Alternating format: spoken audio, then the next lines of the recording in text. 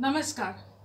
बृहन्मुंबई महानगरपालिका शिक्षण विभागाच्या व्हर्च्युअल ट्रेनिंग सेंटरमध्ये मी प्रेरणा देसाई आपल्या सर्वांचं स्वागत करते आणि आजच्या नवीन तासाला सुरुवात करते. विषय इतिहास आणि पाठ आहे स्वातंत्र्य लढ्याचे अंतिम पर्व, भाग दुसरा. बालमित्रांनो, पहिल्या भागामध्ये आपण 1935 चा कायदा, प्रांतिक मंत्रिमंडळे, क्रिप्स योजना, दुसरे महायुद्ध आणि राष्ट्रीय सभा, छोडो भारत चळवळ, छोडो भारत ठराव आणि जन आंदोलनाला प्रारंभ या मुद्द्यांविषयी माहिती बघितली होती. आपण भूमिगत चळवळ, प्रतिसरकारांची स्थापना, चले जाव चळवळीचे महत्त्व, आझाद हिंद सेना तिने केलेला पराक्रम, तिची स्थापना आणि भारतीय नौदल व विमान दलातील उठाव या मुद्द्यांविषयी माहिती मिळवणार आहोत. भूमिगत चळवळ 1942 च्या अखेरीस जन आंदोलनाला नवीन वळण. राष्ट्रीय सभेचे नेतृत्व करणारे प्रमुख नेते तुरुंगात कैद असल्यामुळे आंदोलनाचे नेतृत्व तरुण समाजवादी कार्यकर्त्यांकडे आले. जयप्रकाश नारायण, राम मनोहर लोहिया, छोटूभाई पुराणिक, अच्युतराव पटवर्धन, अरुणा असफ अली, युसुफ मेहर अली, सुचेता कृपलानी, एस.एम. जोशी, शुरभाऊ लिमये, ना. ग. गोरे, यशवंतराव चव्हाण, वसंतदादा पाटील, मगनलाल बागडी, उषा मेहता यासारखे अनेक नेते आघाडीवर होते. त्यांनी रेल्वे मार्गाची मोडतोड करणे, टेलिफोनच्या तारा तोडणे, पूल उद्ध्वस्त करणे, सरकारी यंत्रणा व दळणवळणाच्या साधनांची मोडतोड करून सरकारी व्यवस्था विस्कळीत करणे यासारखी कामं केली आणि या सरकारला हैराण केले. महाराष्ट्रातील आंदोलनाची चर्चा ही संपूर्ण देशात होऊ लागली होती. त्याचे पडसाद जे आहेत ते संपूर्ण देशात उमटू लागले. त्याचप्रमाणे सिंध प्रांतात हेमू कलानी यांनी हत्यारबंद ब्रिटिश सेना घेऊन जाणारी रेल्वे येत असल्याचे वृत्त कळताच आपल्या साथीदारांसह रेल्वे मार्ग उद्ध्वस्त करण्याचा प्रयत्न केला आणि न्यायालयाने त्यांना फाशीची शिक्षा सुनावली. सध्याच्या रायगड जिल्ह्यातील कर्जत तालुक्यामधील भाई कोतवाल यांचा आझाद दस्ता आणि नागपूरच्या जनरल तिवारी यांची लाल सेना अशा गटांनी कित्येक महिने सरकारला सळो की पळू करून सोडले होते. मुंबईला विठ्ठल जवेरी, उषा मेहता व त्यांच्या साथीदारांनी एक गुप्त प्रक्षेपण केंद्र स्थापन केले. त्याला आझाद रेडिओ असं म्हणतात. त्यावर राष्ट्रभक्तीची गीते गायली जात, देशातील आंदोलनाच्या बातम्या प्रसिद्ध केल्या जात, देशभक्तीपर भाषणे प्रक्षेपित केली जात आणि यामुळे आंदोलन चालवण्यास जनतेला प्रोत्साहन मिळे. काही प्रक्षेपण केंद्रे ही दिल्ली, पुणे, कोलकाता या ठिकाणी काही काळ चालली होती. भूमिगत चळवळीतील आंदोलनकर्ते सरकार विरोधी एखादे कृत्य करत व काही दिवस अज्ञात स्थळी लपून बसत. नंतर काही दिवसांनी सर्व काही शांत झाल्यावर पुन्हा ते आंदोलनात सहभागी होत असत. त्याला म्हणतात भूमिगत चळवळ. प्रतिसरकारांची स्थापना. देशाच्या काही भागात ब्रिटिश अधिकाऱ्यांची हाकलपट्टी करून तेथे लोकाभिमुख सरकारे स्थापन करण्यात आली. त्यालाच प्रतिसरकार असे म्हणतात. उदाहरणार्थ ती जी सरकार जी होती ती बंगालमधील मिदनापूर, उत्तर प्रदेशमध्ये बालिया आझमगड, तर बिहारमध्ये पूर्णिया, भागलपूर या ठिकाणी स्थापन करण्यात आली. त्यामध्ये सातारा जिल्ह्यात क्रांतिसिंह नाना पाटील यांनी 1942 साली ब्रिटिश शासन संपुष्टात आणून प्रतिसरकार स्थापन केले. प्रतिसरकार म्हणजे काय? पूर्वी जे ब्रिटिश सरकार कारभार पाहत होते त्यांच्या हातातील कारभार स्वतःच्या हाती घेऊन त्या भागापुरती ब्रिटिश सत्ता त्यांनी संपुष्टात आणली. त्याला आव्हान देत नानांनी इंग्रजांच्या समांतर अशी शासन यंत्रणा उभारली होती.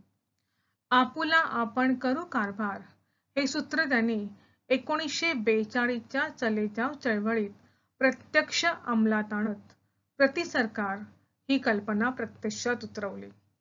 प्रतिसरकारच्या माध्यमातून लोक न्यायालये, अन्नधान्य पुरवठा, बाजार व्यवस्था यासारखी लोकोपयोगी कामे त्यांनी केली आणि ब्रिटिश राज्य व्यवस्था नाकारत 1942च्या दरम्यान सातारा जिल्ह्यात पहिले स्वतंत्र राज्य स्थापन केले. क्रांतिसिंह नाना पाटील यांच्या नेतृत्वाखाली प्रतिसरकारमध्ये विविध दल होते. सांगली जिल्ह्यातील कुंडल येथे या दलाची युद्धशाळा होती. गावोगावी 200 शाखेतून 5000वर जवानांच्या माध्यमातून स्वातंत्र्य लढ्याचे काम चालत. तलवारी, जांबिया या परंपरागत हत्यारांबरोबरच पिस्तूल, बॉम्बगोळे फेकण्याचे प्रशिक्षण या जवानांना होते. प्रतिसरकारने गावागावातील तग्यांवर बसवलेल्या दहशतीमुळे या सरकारची पत्री सरकार अशी ओळख तयार झाली होती. प्रतिसरकारमध्ये फितूर टग्यांना पायात पत्री म्हणजे बैलाच्या पायात जी लोखंडी पट्टी ठोकली जाते ती ठोकून शिक्षा दिली जायची. प्रतिसरकारच्या माध्यमातून बाजार व्यवस्था, अन्नधान्य पुरवठा, भांडण तंटे सोडवण्यासाठी लोक न्यायालयाची स्थापना, दरोडेखोरांना, पिळवणूक करणाऱ्या सावकारांना, पाटलांना कडक शिक्षा अशी अनेक समाजोपयोगी कामे करण्यात येत होती. या सरकार अंतर्गत नाना पाटील यांनी तुफान सेना या नावाने सैन्य दलाची स्थापना केली होती. जी.डी. लाड उर्फ बापू लाड हे या तुफान दलाचे फील्ड मार्शल होते. ब्रिटिशांच्या रेल्वे, पोस्ट आदी सेवांवर हल्ला करत नानांनी इंग्रजांना नकोसे करून ठेवले होते. 1943 ते 1946 या काळात सातारा व सांगली जिल्ह्यातील सुमारे 1,500 गावांमध्ये प्रतिसरकार कार्यरत होते. आपल्या चांगल्याचा विचार करणारे कोणीतरी आहे असा जनतेत विश्वास निर्माण झाल्यामुळे प्रतिसरकार हे जनतेचे प्रेरणास्थान ठरले. चले जाव चळवळीचे महत्त्व. अखिल भारतीय काँग्रेस कमिटीने महात्मा गांधींच्या ठरावास मान्यता देऊन त्यांना चळवळ सुरू करण्याचा आदेश दिला. पण नेमकं त्याच दिवशी महात्मा गांधींसह इतर प्रमुख नेते पकडले गेले. लोकांना एवढंच माहिती होतं की चळवळ करायची, पण ती कशी करायची याविषयी सुसंगत असा कार्यक्रम तयार झाला नव्हता, कारण नेत्यांनाच अटक झाली. परिणामी लोकांनी आपण होऊनच चळवळ सुरू केली आणि त्याचं नेतृत्वही केलं. या चळवळीतून स्वातंत्र्यासाठी प्राण गेले तरी चालतील या विचारातून लक्षावधी भारतीयांनी खूप मोठा त्याग केला. या आंदोलनात शाळकरी मुलांपासून वयोवृद्ध व्यक्तींपर्यंत सर्वांचा सहभाग असल्याने आंदोलकांची संख्या इतकी प्रचंड होती की सरकारला त्यांना अटक केलेल्या लोकांना डांबून ठेवायला देशातील तुरुंगही अपुरे पडले. साने गुरुजी, राष्ट्रसंत तुकडोजी महाराज ह्या नेत्यांनी राष्ट्रभक्तीपर गीतं लिहिली आणि त्याच्यामुळे आंदोलकांचा उत्साह वाढवला. त्यातलंच एक गीत तुमच्या समोर स्क्रीनवर दिसतंय. आता उठवू सारे रान, आता पेटवू सारे रान, शेतकऱ्यांच्या राज्यासाठी लावू प्रणाला प्राण. म्हणजे अशा प्रकारची उत्साहपर राष्ट्रभक्तीपर गीतं असल्यामुळे लोकांचा उत्साह वाढवला. या राष्ट्रव्यापी आंदोलनाला ऑगस्ट क्रांती असंही म्हटलं जातं. आझाद हिंद सेना. भारताच्या पूर्व सीमेवरती भारतीय सैनिक हे ब्रिटिशांविरुद्ध उभे राहिले.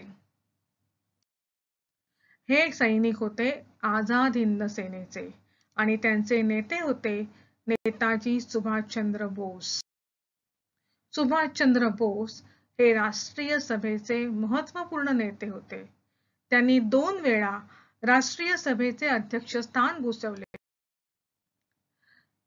त्यांचं असं म्हणणं होतं की इंग्लंड दुसऱ्या महायुद्धात गुंतलंय, व त्याचा फायदा घेऊन भारतात आंदोलन तीव्र करावे आणि त्यासाठी इंग्रजांच्या शत्रूची सुद्धा मदत करावी. परंतु याबाबत राष्ट्रीय सभेच्या नेत्यांशी त्यांचे मतभेद झाले आणि परिणामी सुभाषबाबूंना आपला राजीनामा द्यावा लागला. आपले विचार जनतेपुढे मांडण्यासाठी त्यांनी फॉरवर्ड ब्लॉक हा पक्ष स्थापन केला. सुभाषचंद्र बोस आपल्या भाषणातून ब्रिटिश सत्तेविरुद्ध उठाव करण्याचे आवाहन भारतीय जनतेला करू लागले. त्यांच्या या विचारांनी आणि भाषणांनी जनता प्रेरित होऊ लागली.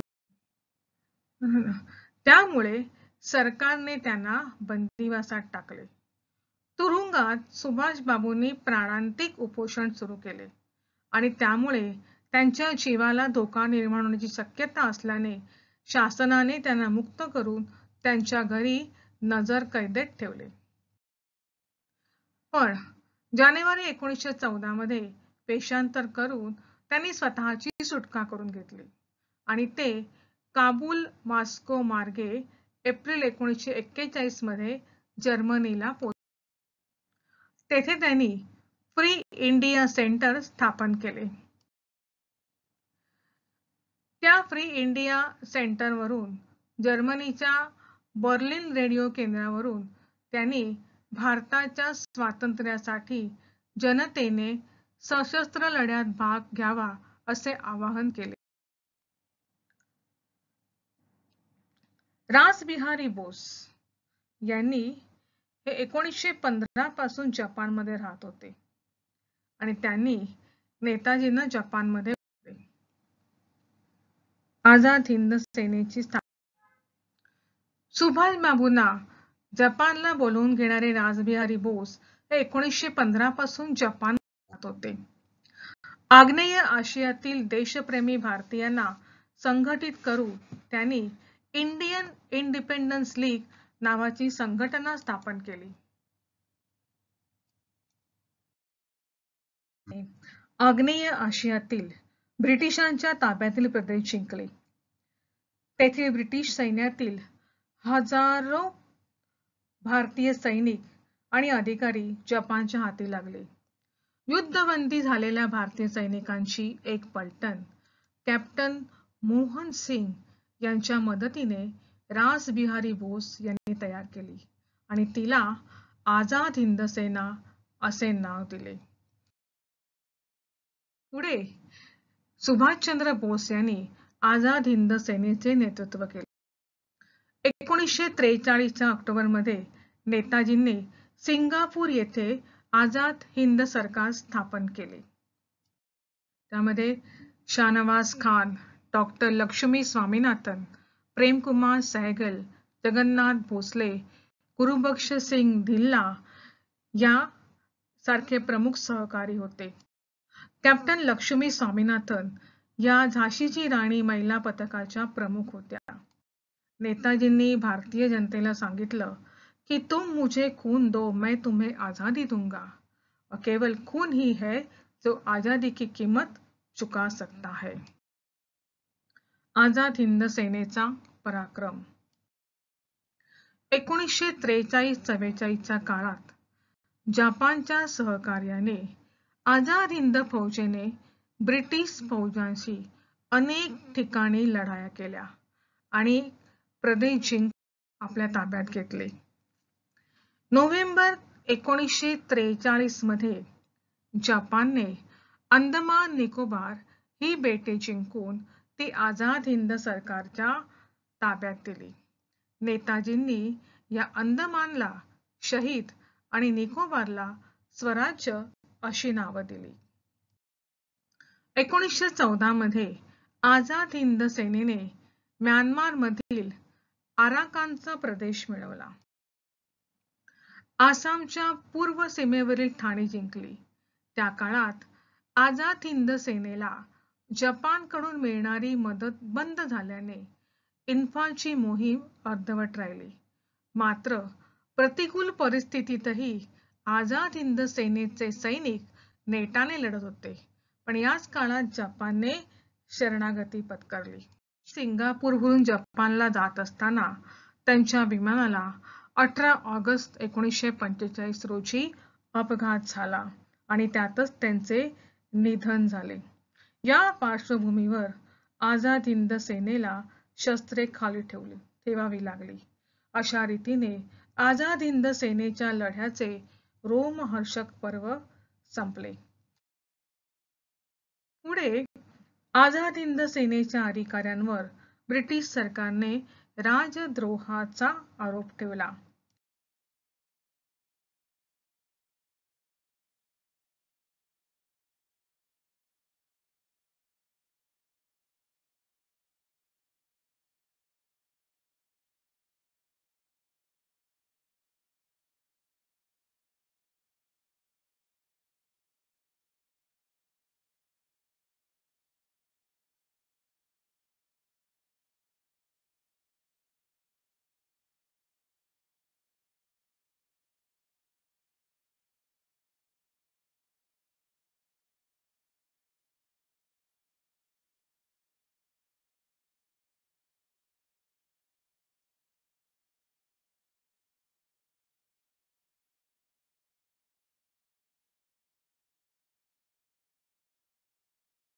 भारतीय नौदल व विमान दलातील उठाव.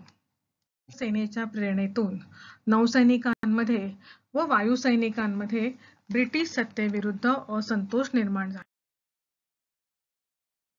आणि त्याचा उद्रेक 18 फेब्रुवारी 1946 रोजी मुंबई येथे ब्रिटिश युद्धनौका तलवार या ठिकाणी झाला. तलवार ही नौदलातील प्रसिद्ध लढाऊ नौका होती. 18 फेब्रुवारी 1946 रोजी नौदल सैनिकांनी संप पुकारला आणि त्यांनी युद्ध नौकेवर तिरंगी ध्वज फडकवला आणि ब्रिटिश सत्तेविरुद्ध घोषणा दिल्या. ब्रिटिशांनी सुद्धा लष्कर पाठवून नौसैनिकांवर गोळीबार केला. त्याला उठावकर्यांनी गोळीबारानेच उत्तर दिले. नौदलाला मुंबईतील कामगार आणि सामान्य लोकांनी सुद्धा पाठिंबा दिला. अशा प्रकारचा उठाव जर चालूच राहिला असता तर त्यातून भीषण रक्तपात घडून आला असता आणि राष्ट्रीय सभेच्या एकूण राजकीय ध्येय धोरणामध्ये न बसणारी अशा ह्या घटना होत्या. त्यामुळे कोणीतरी मदत करून नौदल सैनिकांचा हा उद्रेक शमवण्याची आवश्यकता निर्माण झाली होती. अखेरीस सरदार वल्लभभाई पटेल यांच्या मध्यस्थीने नौसैनिकांनी शस्त्रे खाली ठेवली. सरदार वल्लभभाई पटेलांनी असं सांगितलं की कोणीही नौदल सैनिकास शिक्षा होणार नाही आणि बंड करून उठल्याबद्दल कोणावरही सूड उगवला जाणार नाही. ही अट त्यांनी घातली. ती अट त्यांनी ब्रिटिश सरकारकडून मंजूर करून घेतली. मुंबईतील नौसैनिकांच्या उठावाला पाठिंबा देण्यासाठी दिल्ली, लाहोर, कराची, अंबाला, मेरठ इत्यादी ठिकाणच्या हवाई दलातील अधिकाऱ्यांनाही संप पुकारला. हे उठाव जे होते ते राज्यकर्त्यांविरोध म्हणजे इंग्रजांच्या विरोधी असंतोषाची भावना शिगेला पोचल्याचे निदर्शक होते. अशा प्रकारे 1942 ते 1946 या काळात भारतातील ब्रिटिश सत्तेचा पाया खिळखिळा झाला. छोडो भारत ही चळवळ म्हणजे राष्ट्रीय स्वातंत्र्य चळवळीतील एक महत्त्वाचा टप्पा होता. या चळवळीनंतर अवघ्या 4 ते 5 वर्षात देशाला स्वातंत्र्य मिळाले. या चळवळीने स्वातंत्र्याची पार्श्वभूमी तयार केली. छोडो भारत या आंदोलनातून भारतीय जनतेच्या मनातील ब्रिटिशांविरुद्धचा असंतोष जो आहे तो व्यक्त झाला. लष्कर, नौदल विमान दल हे ब्रिटिश सत्तेचे आधारस्तंभ होते, पण तेही आता ब्रिटिशांविरुद्ध उभे राहिल्याने आता आपण हिंदुस्थानावर फार काळ राज्य करू शकणार नाही असे राज्यकर्त्यांना वाटू लागले आहे. व्हिडिओच्या डिस्क्रिप्शन बॉक्समध्ये जायचं आहे. त्या ठिकाणी तिथे असलेल्या फीडबॅक फॉर्मची लिंक भरायची आहे की तुम्हाला हा व्हिडिओ कसा वाटला. त्यानंतर सगळ्यात महत्त्वाचं काम म्हणजे डिस्क्रिप्शन बॉक्समध्ये असलेल्या प्रश्नांची उत्तरं तुमच्या वहीत लिहायची आहेत. बालमित्रांनो, हा व्हिडिओ तुम्हाला नक्कीच आवडला असणार. यासारखे अनेक छान छान व्हिडिओ आहेत जे तुमच्या अभ्यासक्रमावर आधारित आहेत, पण ते पाहण्यासाठी आमच्या चॅनलला सबस्क्राईब करायला विसरू नका. धन्यवाद. थँक्यू.